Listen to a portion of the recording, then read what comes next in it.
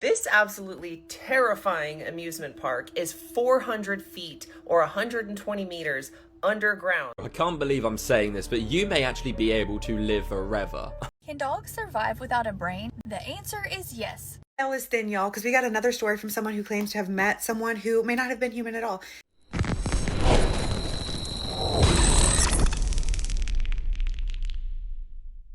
Hey you guys, welcome back to another CC Reacts, where we watch the fun, weird, crazy, and interesting and question everything.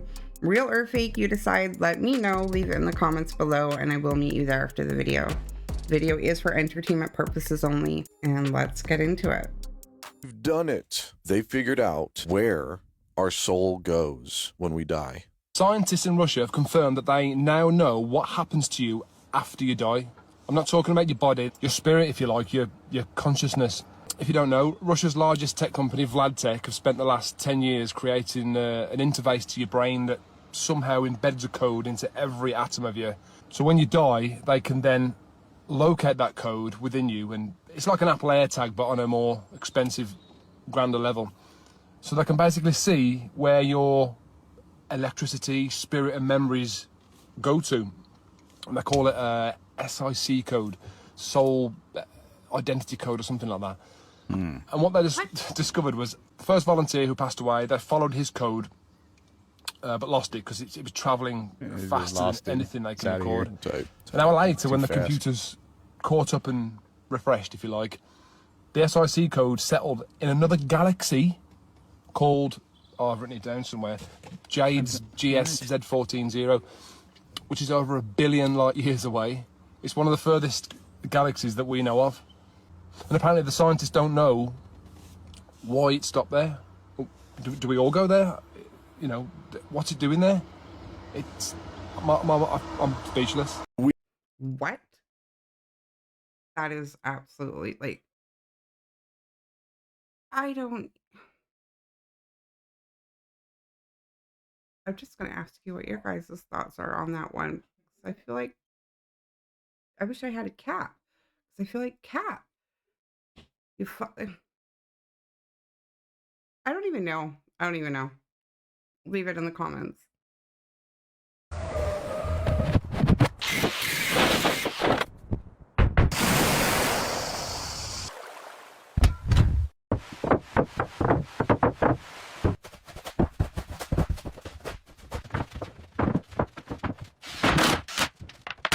I'm already gonna say yes. I have no idea what it's gonna be.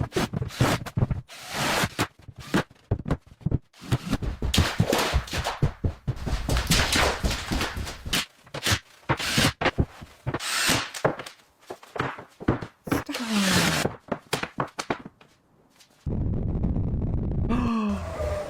Yes, 1,000 times. Oh my gosh, I love that. I absolutely love it.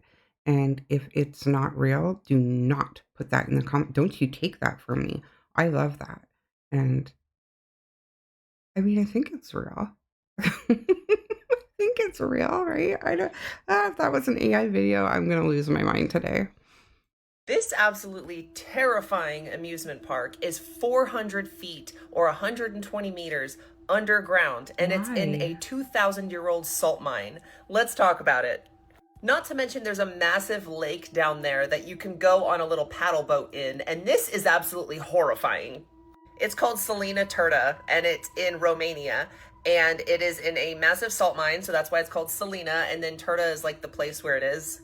You get to it by going down in this elevator. Well, there's multiple different layers of it, but this elevator takes you down to the lowermost level, where the water is. There's a whole bunch of activities. There's a Ferris wheel that looks straight out of hell. There's a bowling alley, and of course some mini golf. There's multiple different areas of this entire thing, but this is the creepiest part of it by far, and it's surrounded by this pitch black lake that is 2,000 years old. Keep in mind this is in Romania, and it's like right by Transylvania, so yeah, that water absolutely has vampires in it. Some kind of whale vampire, I swear. Whale vampire demons, that's for sure what's down there. Would you go out on this boat and go out in there? No. There's this demon porcupine statue sculpture thing. I don't know though, man. This massive like elevator that takes you down there and is like made of glass and you can see each level. Like it's cool. I would go with people, cool. but like to go alone would be so liminal spaces coded. To have this massive bridge that takes you over onto the water part. It's the water that scares me the very most of this place. And the massive like salt lick mine walls. There's something so creepy about this. They have concerts that take place down there, which could you imagine the acoustics down there? That would honestly be sick. Here's another photo of like the boat situation. I don't know though, man. Like imagine you were like stuck down there and you couldn't leave and then all the lights went out and you were I'm way overthinking this, aren't I? Would you visit this place? How am I today's years old when I find out there's an amusement park underground? Like, how? I think, I think it looks cool. The elevator, the lit up part. I'm definitely not like one for the water. I think I'm okay just learning about it and watching it here on the Google. So, what about you? Is that something you would go do or try? I'm okay watching it from here. Neofeudalism. It's the idea of rentership instead of ownership. Like feudalism is this idea that you don't own your land. You're a serf that works, that pays rent to work someone else's own land. Through so many different means, that is the way a lot of our economy functions. Take like planned obsolescence. Companies these days specifically engineer their products to break in a given time. The iPhone has planned obsolescence where like after 3 years, it's not going to be a useful good. John Deere, like the whole right to repair. Is a farmer allowed to maintenance his own tractor? Or will John Deere specifically engineer things such that you can't repair the thing? There's a ton of planned obsolescence. And basically what that means is that you're buying goods more frequently from these companies. And you have the idea of service models, and everything's pushing towards service models. Even you look at cars. I think it's very, very likely that Tesla is doing most of their revenue not selling cars to people, but selling services. You literally look at home ownership. Like my generation is not going to be able to afford to buy homes. If you track the actual relative amount of annual income versus home price, everyone rents everything they have. In the future, you'll own nothing and be happy about it. That's exactly how products feel. Like they're made to be replaced so often. Dogs survive without a brain? The answer is yes. Excuse me, What? what? Meet What? Maggie, a mini Australian Shepherd whose owner described her as always being a little off. The only issues she ever had was having a low sodium level until the age of 6 when Maggie started having seizures. Maggie's vet did an MRI and found out exactly why Maggie was a little weird. Maggie was living with only 5% of the brain she should have had as a full-grown adult Australian Shepherd. Looking at how smooth and fluid-filled this brain is, it's honestly a miracle that this dog had lived to be 6 years old. Because not only was she missing a complete brain, but every time a dog learns a new trick, has new experiences, just like humans, our brain gets these deep folds in them. And Maggie's brain is basically smooth. It's the fluid that is filling her brain that explains it all. Maggie was diagnosed with hydrocephalus. Hydrocephalus just being fluid on the brain. The only reason she had survived to be 6 years old was because of the low sodium levels. Basically her body's ability of keeping her alive with only 5% of her brain. Something she was most likely born with. It's even more shocking than the fact that Maggie lived a very full, happy life. She lived to be over 12 years old. With a brain so small, her survival rate was less than 2. Can dogs survive without a brain? Holy crap. Like, I really loved that story, but I'm like, wow. Kudos to the owners who just gave that dog unconditional love, even though she was just, I mean, like, patience. They must just be endowed with patience. But wow, I love that story. That is so great. Wow, that is so crazy. Okay, what if I told you that the New York Post just published something that is sending mainstream historians and archaeologists for a complete loop? They are literally fuming right now because they just talked about the existence of ancient giants. That's right, actual, real, gigantic people. Now, the article comes out with resurfaced 3,300, actually, that's interesting, 3,300-year-old Egyptian document hints at biblical giants being real. I find it interesting that they say they hint at it, because last I checked, in ancient Egypt, you can see depictions like this. And you may be thinking, is this like perspective? Like this guy's up close, that guy's way far away, you know, hundreds of feet away, so he looks small. But then what would you say to this one? Because that's a cow. And that's a guy taller than 4 cows. And then the real kicker, again carved in stone, ancient Egypt, that's a foot. Now this of course is AI, but we're talking that kind of height. If not bigger, if you do some equation here, how tall would you be if your foot's that big compared to that normal-sized human? So why would they hide giants from us? Is it because it would contravene the official narrative of how our Earth came to be and what happened in the last couple thousand years? Also, notice it doesn't say several 100,000 or 1 billion years ago, because, well, how old is the Earth really? So an interesting thing I've read lately or recently was for dinosaur bones that they are really giants, and or theory that they're giants and dragon bones. Like what? So no, I don't believe like the dinosaurs. There's too much there that goes against like my faith. Why aren't they in the Bible? But this is where I teeter on certain things. Like I have a Bible from the 1800s that has uh isn't the same as some of my more current Bibles. So how much do they remove? Um, right? It's just like mass confusion. What do we really know about our history? But the bone thing was like, is it giant bones and dragon bones? Like, oh my goodness, that I don't even know, but it was such an interesting read. So definitely leave it in the comments if you've heard that, if you know something. Yeah, giants, like you said, are they're all cultures like who couldn't even communicate with each other at one point have these drawings or part of their history. Like that's not a coincidence. I don't think that's a coincidence. I can't believe I'm saying this, but you may actually be able to live forever. I'm not even joking right now. I swear on my grandma. If you're like most people, you've probably thought about future civilizations, the possibility of not dying, immortality, all of that nonsense. Now, of course, this isn't real. Well, maybe it is. At the moment, time catches up with all of us. At the end of the day, we all die one day or another. So, I've seen a lot of people talking about this recently, and it's actually blowing my mind, and it will you as well. Make sure you share this video. Reportedly, if you can survive until 2050, you will be able to live forever. Like, that's a fact. As apparently, by that year, they will actually have a cure for death. Wow, okay. We haven't even got a cure for some of the worst illnesses. How are you going to cure death? Believe it or not, there is actually a research development company that is literally making this right now. It is these little things called nanobots, which actually will go into your body and into your bloodstream. Every day, these little, like, robots will be inside your body, checking up on everything that's going on. And of course, if they find something wrong, it will be at a very early stage, so you can go to the doctors, but that's only phase 1, because in the future, they could even cure it themselves. In the future, this would completely annihilate GPs, doctors, everything, and make AI and robotics completely take over. Now though, if you look up the current world population, how the hell is this gonna work? The current population on Earth is over 8.2 billion people. And already today alone, over 175,000 people have been born, and over 84,000 people have died. So imagine a world with that many births, but no one dying. The Earth would literally not be able to cope. However, the research they're developing in these little nanobots are not a dystopian future away, and it does genuinely sound realistic. This could actually happen. So let me know your thoughts and I will keep you updated. Bro. If they did have this technology or are implementing it and it's being used,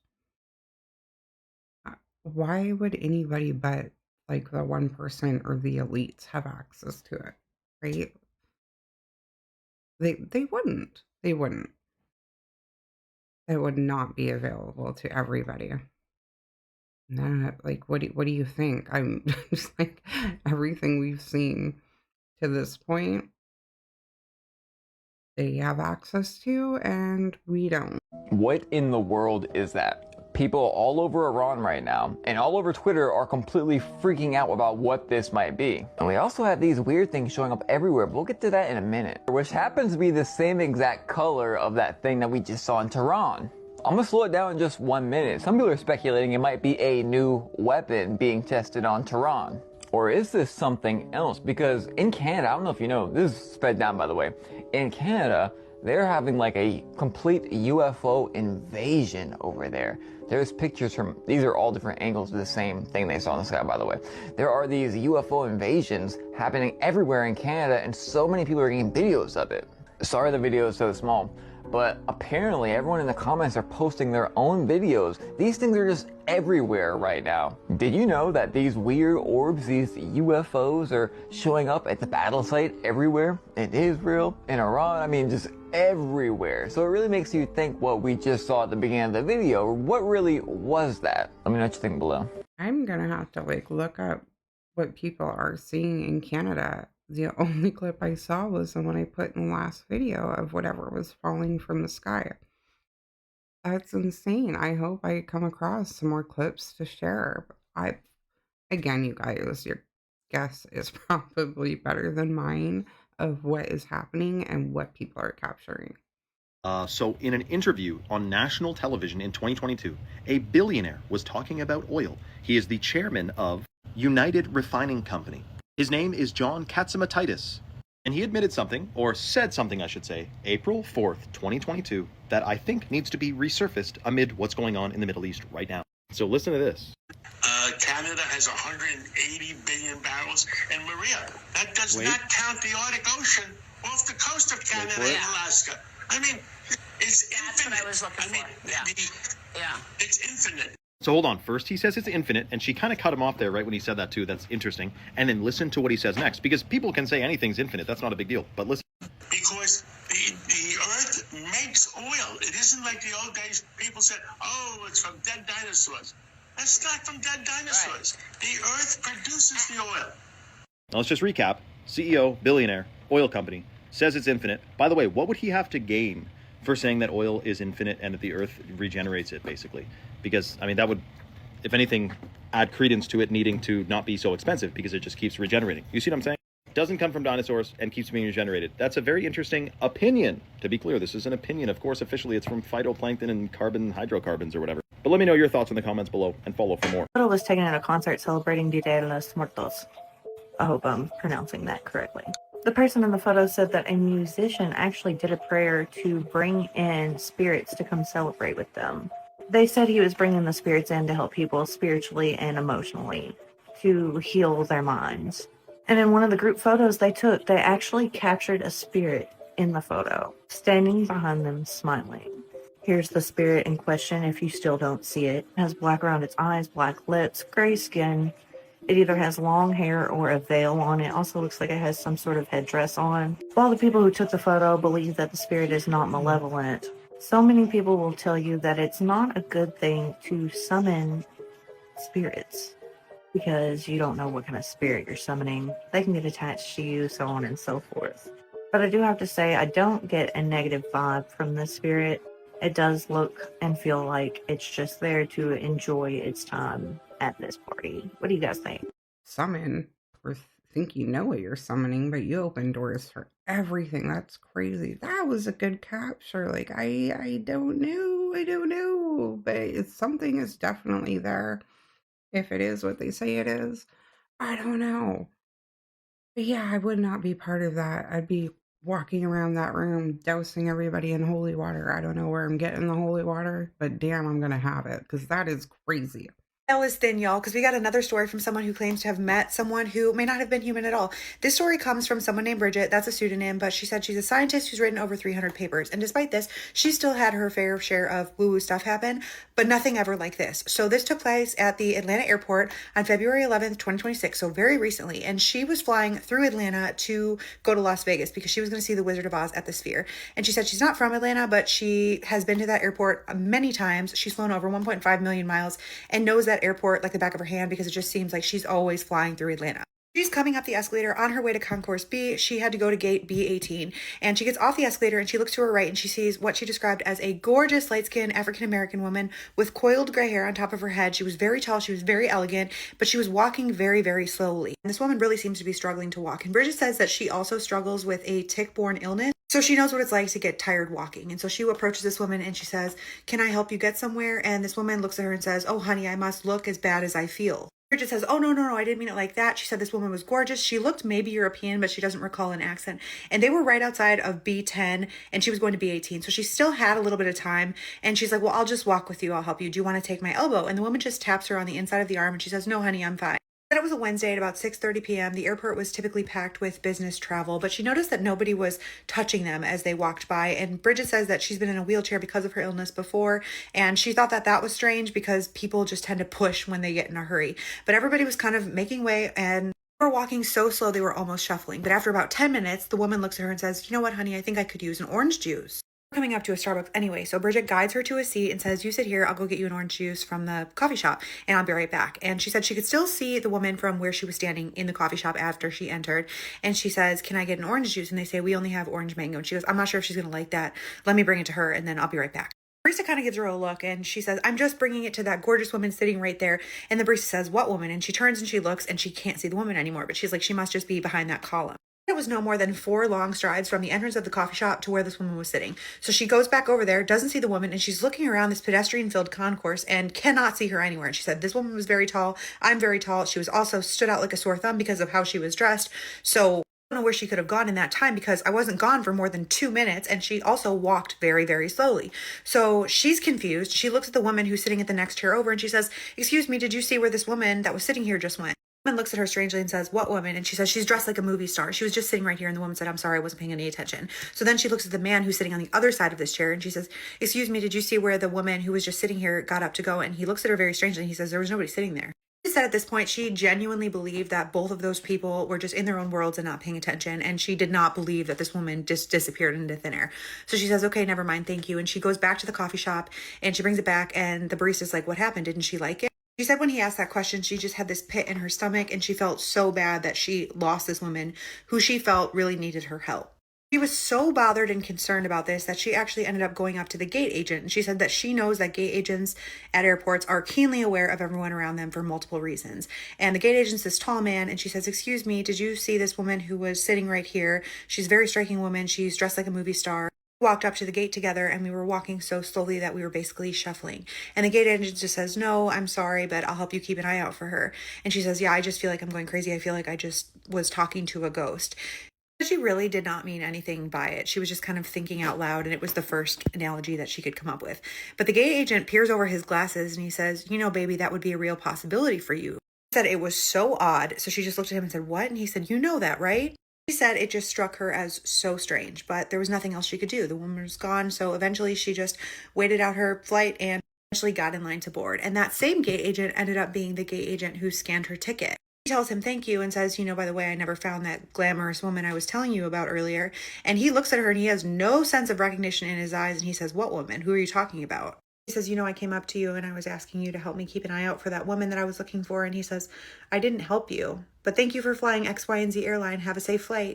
Because the entire experience was so strange, she still can't stop thinking about it. She has never had anything like that happen previously, but she can't help but feeling like she was part of another dimension for a moment, and maybe that gate agent was also part of that dimension, however brief. This experience was followed by another odd physical experience a few weeks later, but did not go into detail. However, she said that she feels like her awareness about the hidden worlds around her are expanding. Who do you think this woman was? Clearly, no one else around her saw this woman. Depending on which platform you're watching this on, she may be in the comments. Let her know if you have questions. She's going to be on her anonymous account, though, she said. If you have a spooky scary story time that you think nobody would believe, send it in. We would love to hear it. We believe you. I wonder if she was picked up on camera. Like, you know, the clips we see, like, where there's a security guard or somebody talking to somebody on camera and then, or like talking to somebody and then on camera they like don't see anybody or vice versa. So I wonder if she was caught on camera. Ooh, I don't even know. But yeah, like I'm too excited to talk on this one. The fact that the guy had interaction with her and then didn't even remember. Could he just have forgotten? Like, what do you like it? She said her flight wasn't that long from when she interacted from. So I don't know. I don't know. I just love these stories. They get me so excited. What do you guys think? I'm like, maybe. I'm gonna go with maybe. Oh.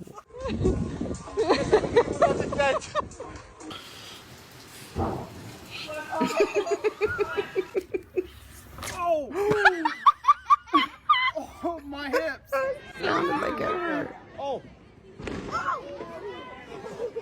I'm never riding.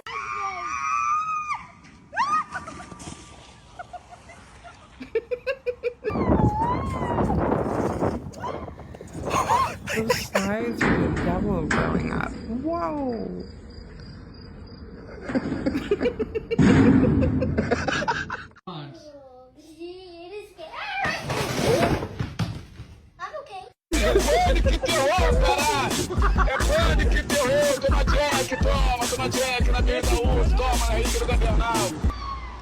I got capture all this.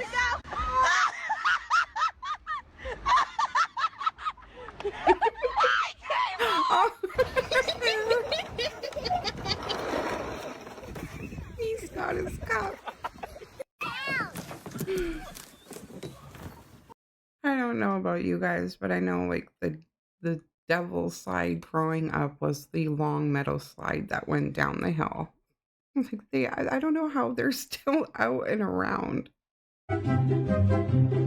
Wow, look at the color.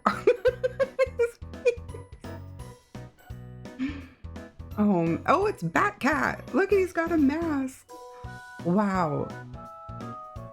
Oh my gosh, that one is so cute. I love these. Oh, he's got a heart on his bum. Wow. Oh my gosh. These are great. Oh wow. Oh my god. Oh my god. What is happening now? Are these real? Holy cow. Oh, that cat looks grumpy. Like, wow. That is insane, this one. I think they're all real, but halfway through, I'm like, am I being punked? I love the uniqueness of these cats. Are you ready? Look. Are you serious? This is me.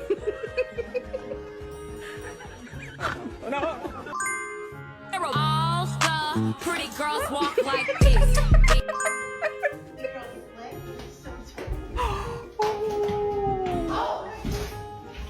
Oh no.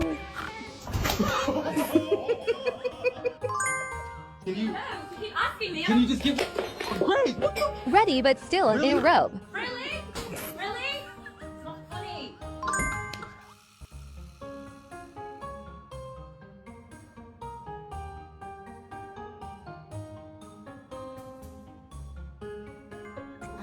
The glasses. Oh, not the baby.